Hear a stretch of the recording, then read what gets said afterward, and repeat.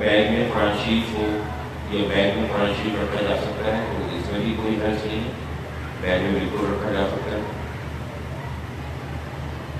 دو باتیں قرآن کریم کے حوالے سے عرض کرنی ہے کہ آج ہم جو ہے وہ سورہ انبیاء شروع کر رہے ہیں۔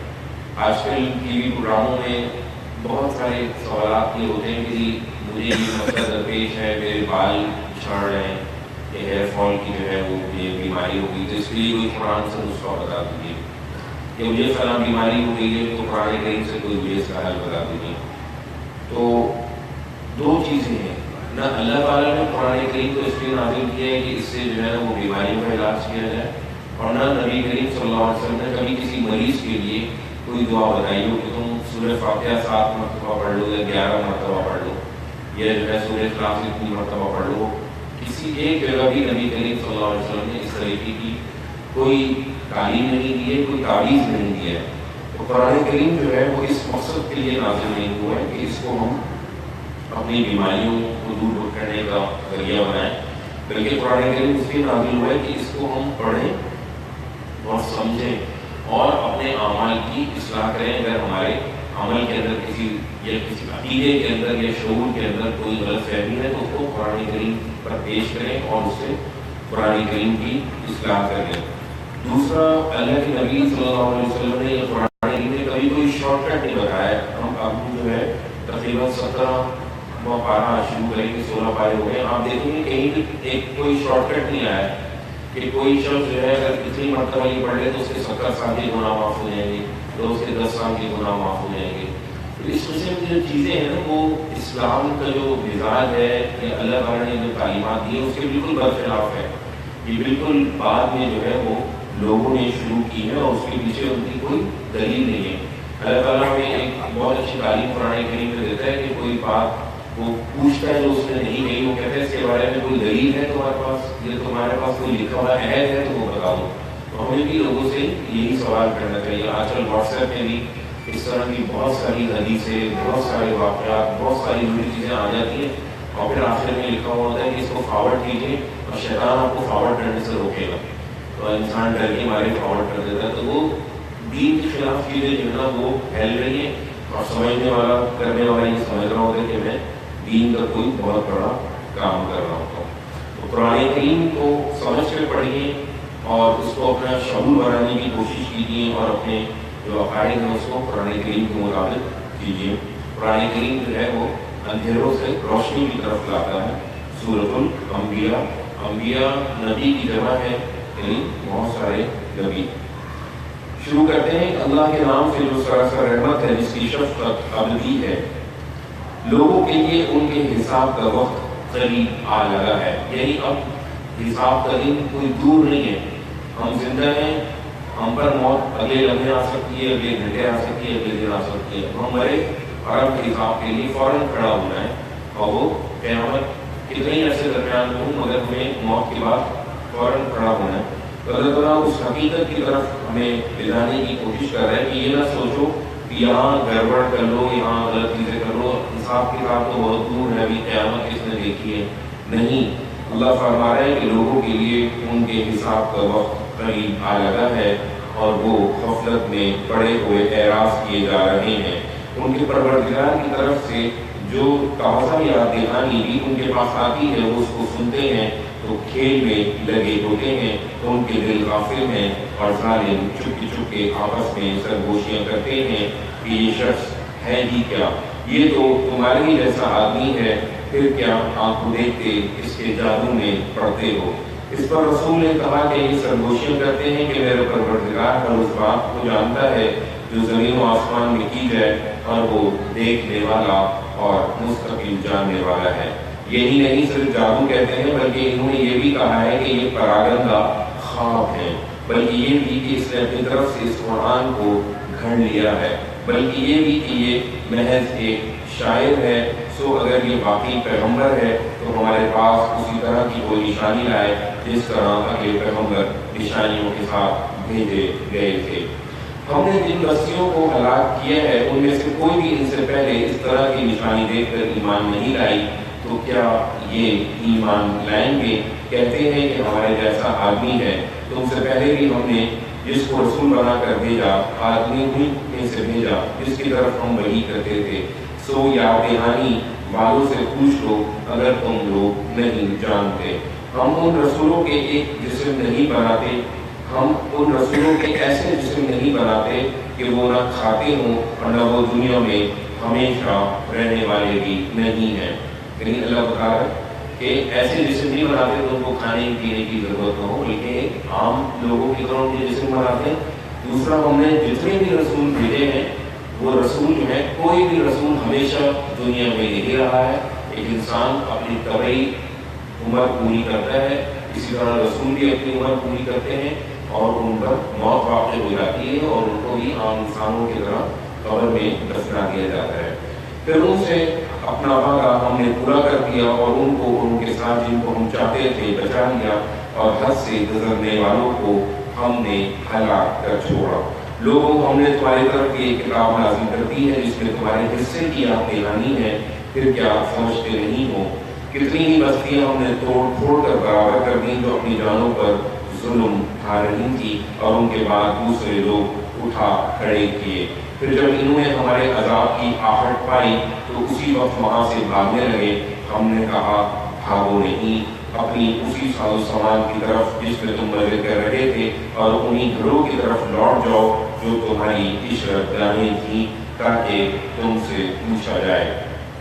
انہوں نے معاملہ کیا کہ ہائے ہماری کمبختی، بے شک ہم ہی ظالم تھے، سو یہی معاملہ کرتے رہے یہاں تک کہ ہم نے ان کو کاٹ کر ڈھیر کر دیا، گویا مجھے ہوئے پڑے ہیں۔ ہم نے زمین و آسمان کو اور اس کے جو ان کے درمیان ہے کچھ کھیل تماشے کے طور پر نہیں بنایا ہے۔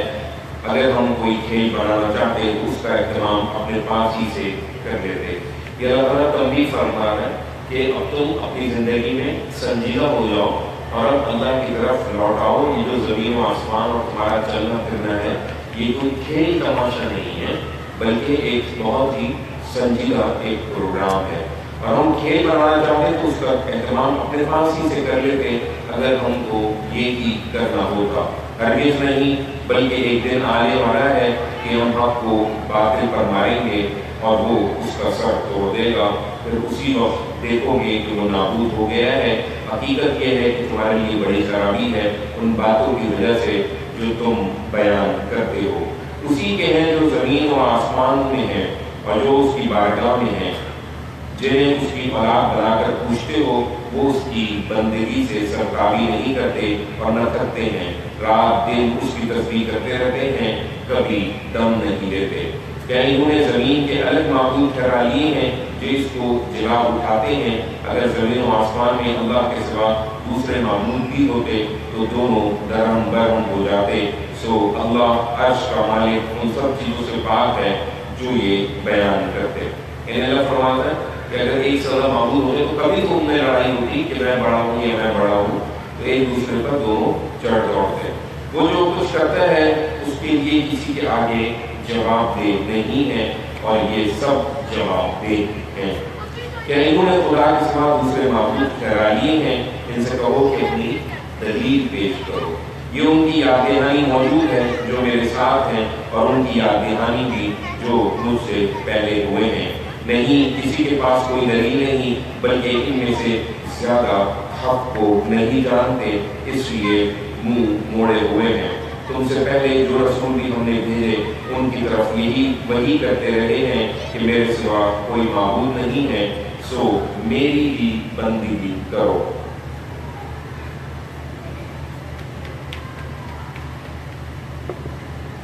یہ کہتے ہیں کہ خدا رحمان کے اولاد ہے، وہ اس تہمت سے پاک ہے۔ فرشتے جن کو یہ احمد خدا کی بیٹیاں سمجھتے ہیں وہ اس کی بیٹیاں نہیں بلکہ اس کے مقرب بندے ہیں۔ وہ اس کے حضور کبھی بڑھ کر نہیں بولتے اور اس کے حکم کی تعمیل کرتے ہیں۔ ان کے آگے اور پیچھے جو کچھ ہے سب اس کو معلوم ہے۔ وہ کسی کی سفارش نہیں کرتے اس کے سوا جس کے لیے اللہ پسند فرمائے، اور اس کی ہیبت سے لرزتے رہتے ہیں۔ ان میں سے جو یہ کہنے کی جسارت کرے کہ اللہ کے سوا میں الہ ہوں، تو اس کو ہم جہنم کی سزا دیں گے۔ ہم ظالموں کو اسی طرح سزا دیتے ہیں۔ یہ نشانیاں مانگتے ہیں کہ ان منکروں نے اس بات پر غور نہیں کیا کہ آسمان اور زمین دونوں بند ہوتے ہیں، پھر ہم ان کو کھول دیتے ہیں اور ہم نے ہر زندہ چیز کو آسمان کے پانی ہی سے زندہ پیدا کیا ہے، کیا وہ پھر بھی ایمان نہ لائیں گے؟ اور ہم نے زمین میں پہاڑ جما دیے کہ ان کو لے کر جھک نہ پڑیں، اور ان پہاڑوں کے اندر راستے کے لیے درے بنائے تاکہ لوگ اپنے لیے راہیں پائیں، اور آسمان کو ہم نے ایک محفوظ شب بنایا، اور یہ لوگ ہیں کہ اس کی نشانیوں سے منہ پھیرے ہوئے ہیں۔ حقیقت یہی ہے کہ وہی ہے جس نے رات اور دن بنائے اور سورج اور چاند کو پیدا کیا، ان میں سے ہر ایک اپنے ایک مدار میں گردش کر رہا ہے۔ یہ تم کو نہیں مانتے اس لیے کہ تمہیں بھی ایک دن مر جانا ہے، تم سے پہلے بھی یہ پیغمبر ہم نے کسی انسان کو ہمیشہ کی زندگی نہیں دی، تو کیا اگر تم مر گئے تو یہ ہمیشہ رہنے والے ہیں؟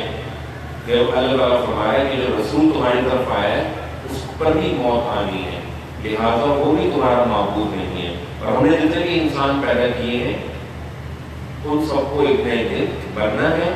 اور جو یہ لوگ ہیں جو تم سے مخاطب ہیں، کیا یہ سمجھتے ہیں کہ یہ ہمیشہ رہیں گے؟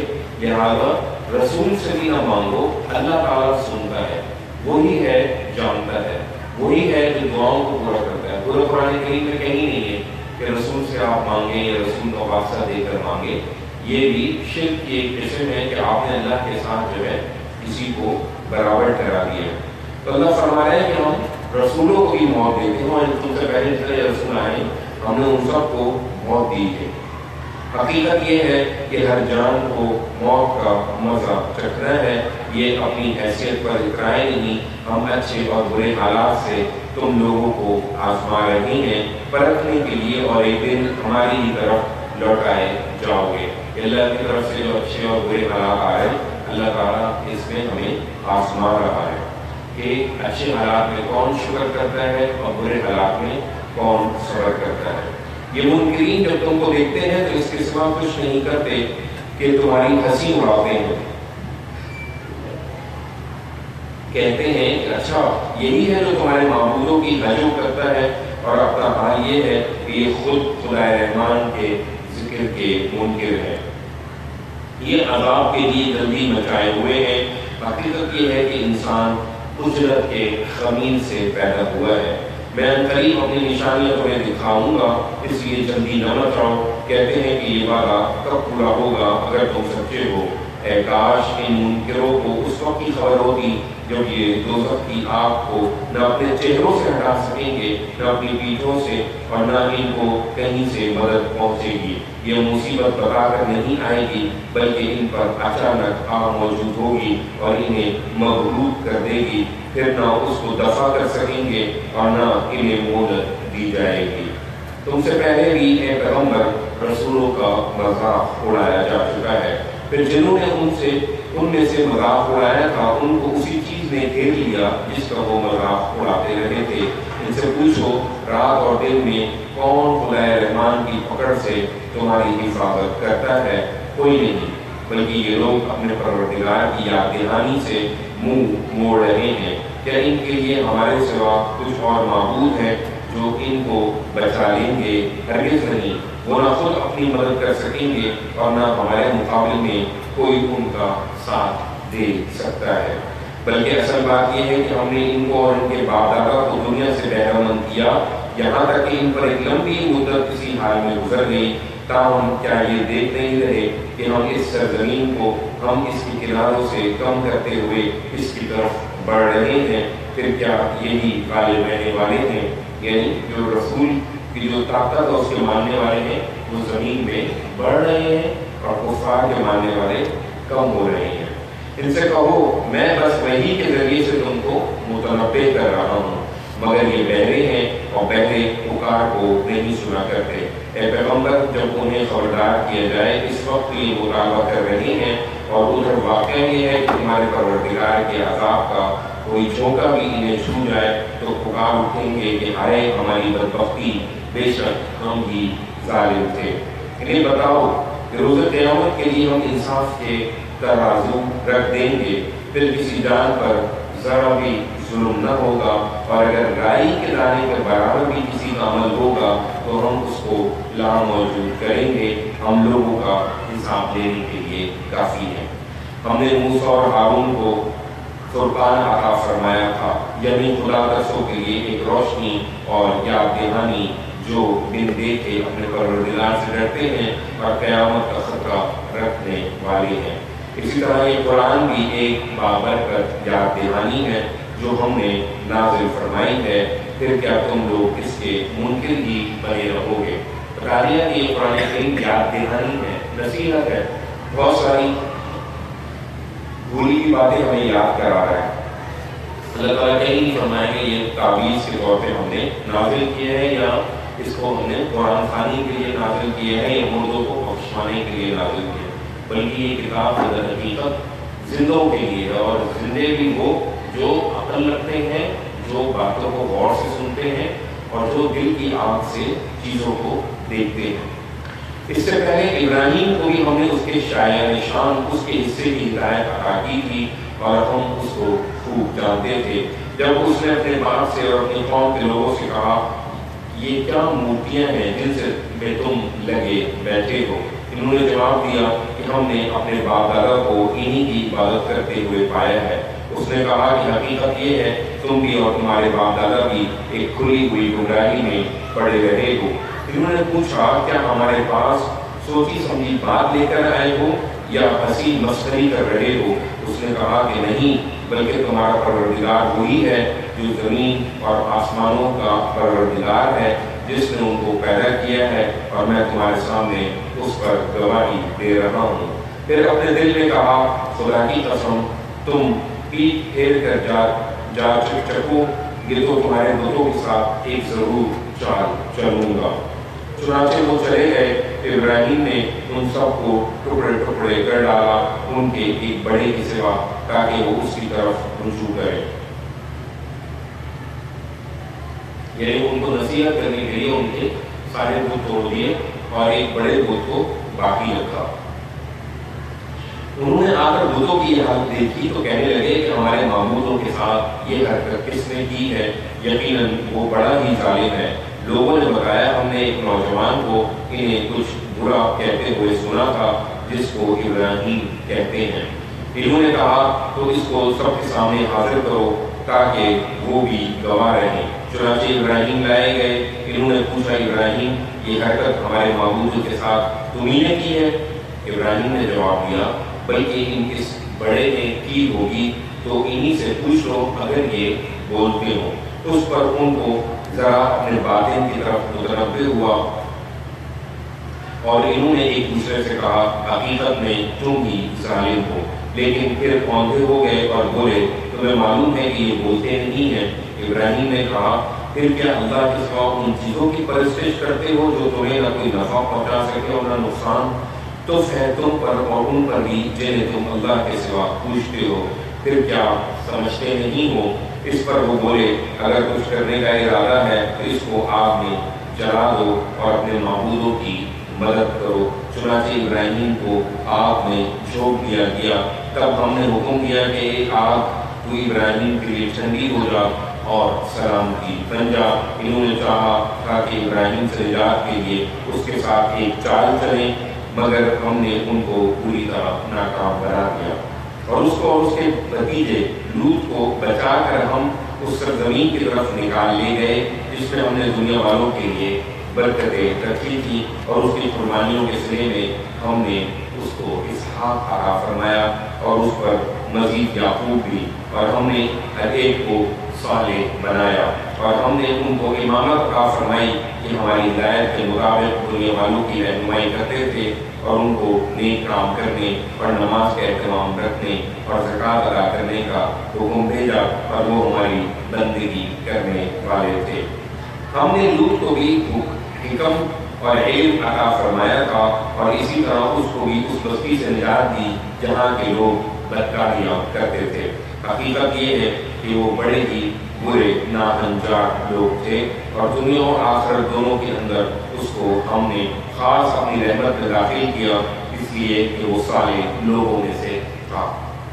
यही मामला हमने नूह के साथ किया। हज़रत नूह को अल्लाह ताला ने 950 साल मबूस किया। याद करो इन सब लोगों से पहले जब उसने पुकारा तो हमने इसकी दुआ कबूल करी और उसे उसके लोगों की बड़ी मुसीबत से निजात बख्शी और उसकी मदद में उन लोगों से इंतकाम लिया जिन्होंने हमारी आयतों को झुठला दिया था। यकीनन वो बड़े ही बुरे लोग थे, तो हमने इन सबको गर्क कर दिया। और दाऊद और सुलेमान को भी हमने इसी नेमत से सरफराज फरमाया। याद करो जब वो खेती के मुकदमे का फैसला कर रहे थे, जब उसमें रात के वक्त कुछ लोगों की बकरियां जा पड़ी थी और उनका ये फैसला हम खुद देख रहे थे, तो हमने सुलेमान को वो कज़िया समझा दिया और हमने दोनों को हिकम और इल्म अता फरमाया था और पहाड़ों और परिंदों को हमने दाऊद का हमनवा कर दिया था। दाऊद अलैहिस्सलाम को जो ज़बूर दी गई थी उसमें ज़्यादातर जो है उसमें अल्लाह ताला का शुक्र हम और उसकी नज़में थी। उसके साथ खुदा की तस्बीह करते थे। पहाड़ों और परिंदों को हमने दाऊद का हमनवा कर दिया था, वो उसके साथ खुदा की तस्बीह करते थे और उनके लिए ये हम ही करने वाले थे। यानी परिंदे और पहाड़ भी उनके साथ तिलावत सुन के झूम उठते थे। और हमने उसको तुम्हारे लिए एक जंगली लिबास की सज़ा सिखाई थी ताकि वो तुम्हारी जंगों में तुम्हें बचाए रखे। और वो इन सब नेमतों को पाकर अपने परवरदिगार का शुक्र अदा करता था। फिर क्या तुम भी इस तरह शुक्रगुजार बनते हो? और सुलेमान के लिए हमने तेज हवाओं को मुसख्खर कर दिया था जो उसके हुक्म से उस सरजमीन की तरफ चलती थी जिसमें हमने बरकतें रखी थी। हम हर चीज़ के जानने वाले थे। और शयातीन में से भी हमने उसके ताबे किए थे जो उसके लिए समंदरों में गौते लगाते थे और उसके सिवा दूसरे काम काज भी करते थे और हम इनको थामे हुए थे। और हमने अय्यूब पर भी इनायत फरमाई थी जब उसने अपने परवरदिगार को पुकारा कि मैं तकलीफ में मुब्तला हूँ और तू सब रहम करने वालों से बढ़कर रहम फरमाने वाला है। उसने पुकारा तो हमने उसकी फरियाद सुन ली और जिस तकलीफ में वो मुब्तला था उसको दूर कर दिया। और उसके अहले वयाल को भी उसको दिए, बल्कि उसके साथ इतने ही और भी खास अपनी रहमत से, इसलिए कि ये क्या कहानी हो खुदा की बंदगी करने वालों के लिए। और यही इनायत इस्माइल और इद्रीस और जुल्किफ्ल पर भी हुई। ये सब सब्र करने वालों में से थे। इनको हमने अपनी रहमत में दाखिल कर लिया इसलिए कि ये हमारे नेक बंदों में से थे। लेकिन जो भी नेक बनेगा अल्लाह उसको अपनी रहमत में दाखिल करेगा। और मछली वाले यूनुस पर भी जब वो अपने कौम से बरहम होकर चला गया था, उसने ख्याल किया कि हम उस पर कोई गिरफ्त न कर सकेंगे। लेकिन फिर अंधेरों में पुकार उठा कि परवरदिगार तेरे सिवा कोई इलाह नहीं, तू पाक है, बेशक मैं ही कसूरवार हूँ। तब उसकी दुआ हमने कबूल कर ली और उसको गम से निजात दी। यानी उनको मछली ने निकल लिया था और वो मछली के पेट में 50 दिन तक रहे और ये दुआ पढ़ते रहे, ला इलाहा इल्ला अंता सुब्हानका इन्नी कुन्तु मिनज़ ज़ालिमीन। इसमें भी उन्होंने अपने जो इनसे जो कोताही हो गई थी उसका एतराफ़ किया। तो अल्लाह फरमाए तब उसकी दुआ हमने कबूल कर ली और उसको गम से निजात दी। ईमान वालों को हम इसी तरह निजात देते हैं। और ज़करिया पर भी जब उसने अपने परवरदिगार को पुकारा कि मेरे परवरदिगार मुझे अकेला न छोड़ और तू सब वारिसों से बेहतर वारिस है, फिर उसकी ये दुआ हमने कबूल की और उसे याहिया अता फरमाया और उसकी बीवी को उसके लिए भला चंगा कर दिया। इसमें शुबा नहीं कि ये लोग नेकी के कामों में सबकत करते थे और उम्मीद के हालत में हमको पुकारते और हमारे आगे झुके रहने वाले थे। और उस खातून पर भी जिसने अपना दामन पाक रखा तो हमने उसके अंदर अपनी रूह फूंक दी और उसको और उसके बेटे ईसा को दुनिया वालों के लिए एक निशानी बना दिया। चुनांचे ये हकीकत है कि ये तुम्हारी उम्मत एक ही उम्मत है और मैं तुम्हारा परवरदिगार हूँ, इसलिए मेरी ही बंदगी करो।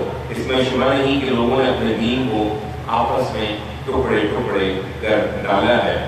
یعنی آپس میں فرقوں میں بٹ گئے ہیں۔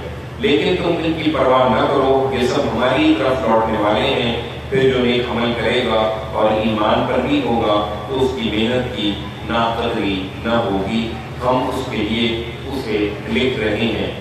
اور اب ان منکروں کے زیادہ درپے ہونے کی ضرورت نہیں ہے اے پیغمبر، اس لیے کہ ہم نے جس بستی والوں کے لیے اپنے قانون کے مطابق ہلاکت مقرر کر رکھی ہے، ان کے لیے حرام ہے کہ وہ حق کی طرف رجوع کریں، وہ کبھی رجوع نہ کریں گے یہاں تک کہ وہ وقت آ جائے جب یاجوج و ماجوج کھول دیے جائیں اور وہ ہر بلندی سے پل پڑیں اور قیامت کا وعدہ برحق قریب آ جائے تو ناگہاں ان منکروں کی آنکھیں کھلی کی کھلی رہ جائیں اور بول اٹھیں کہ ہائے ہماری کمبختی، ہم اس غفلت میں پڑے رہے بلکہ ہم ظالم تھے۔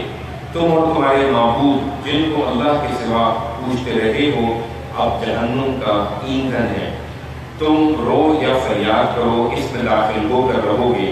اگر یہ واقعی معبود ہوتے تو اس میں نہ پڑتے، یہ پوجنے والے اور جن کو پوجا کیا سب ہمیشہ اسی میں رہیں گے۔ اب پوجنے والوں کو اس میں چلانا ہے اور جن کو وہ پوجتے رہے ان کا حال یہ ہوگا کہ اس میں وہ کچھ نہ سن سکیں گے۔ جن کے لیے البتہ ہماری طرف سے اچھا انجام کا وعدہ ہو چکا ہے وہ اس سے دور رکھے جائیں گے، وہ اس کی آہٹ بھی نہ سنیں گے اور ہمیشہ من بھاتے عیش میں رہیں گے۔ وہ بڑی گھبراہٹ ان کو ذرا غم میں نہ ڈالے گی اور خدا کے فرشتے ان کو ہاتھوں ہاتھ دیں گے اور کہیں گے یہ تمہارا وہی دن ہے جس کا تم سے وعدہ کیا جاتا تھا۔ اس دن جب کہ ہم آسمان کو لپیٹ دیں گے جس طرح تومار میں اور راہ لپیٹ دیے جاتے ہیں، ہم نے جس طرح پہلی خلقت کی ابتدا کی تھی اسی طرح ہم اس کا اعادہ کریں گے۔ یہ ہمارے ذمے ایک حتمی وعدہ ہے، ہم اس کو کر کے رہیں گے۔ اور ہم نے یاد دہانی کے بعد زبور میں لکھ دیا تھا کہ اس دن جو زمین وجود میں آئے گی اس کے وارث میرے نیک بندے ہی ہوں گے۔ یعنی قیامت کے بعد اب دوبارہ جب زمین وجود میں آئے گی تو اللہ تعالیٰ اس سرزمین کا وارث صرف نیک بندوں کو بنائے گا۔ اس سرزمین میں تو اللہ تعالیٰ دونوں کو حکومتیں عطا کرتا رہتا ہے اور دونوں کو وارث بناتا ہے، مگر اس سرزمین میں صرف اللہ کے نیک بندے ہی وارث ہوں گے۔ ان میں ان لوگوں کے لیے بڑی آگاہی ہے جو ہماری بندگی کرنے والے ہیں، یہ تم سے عذاب کا مطالبہ کرتے ہیں۔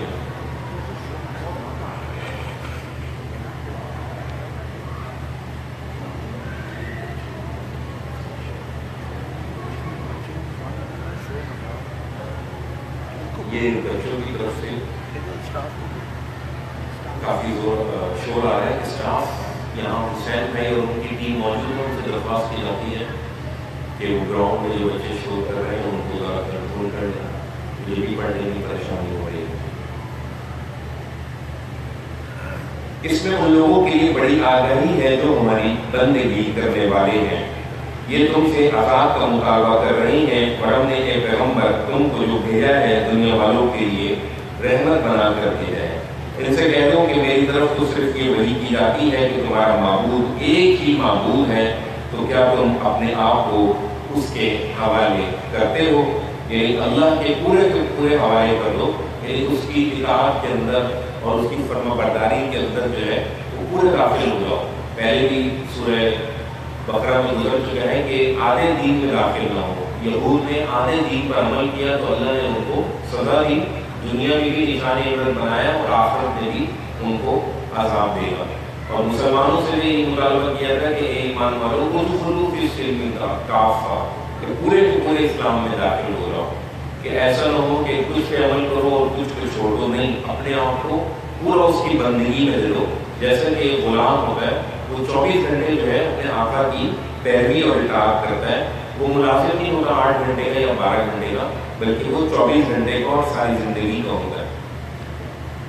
ان سے کہہ دو کہ میری طرف تو صرف یہ وحی کی جاتی ہے کہ تمہارا معبود ایک ہی معبود ہے، تو کیا تم اپنے آپ کو اس کے حوالے کرتے ہو؟ پھر اگر وہ اعراض کریں تو کہہ دو میں نے تم سب کو یکساں خبردار کر دیا ہے، میں نہیں جانتا کہ وہ وقت قریب ہے یا دور جس کا تم سے وعدہ کیا جا رہا ہے۔ یعنی حساب کا دن جو ہے بہت قریب آ گیا، اب بہت اچھا لگے گا اس کو یا اس کو فوراً آنے والا ہے، یہ اللہ کو پتہ ہے، یہ رسولوں کو بھی نہیں پتا۔ اب معاملہ خدا کے حوالے ہے، بے شک وہی جانتا ہے، اس کو بھی جو سامنے کہہ رہے ہو، اس کو بھی جسے تم چھپاتے ہو، مجھے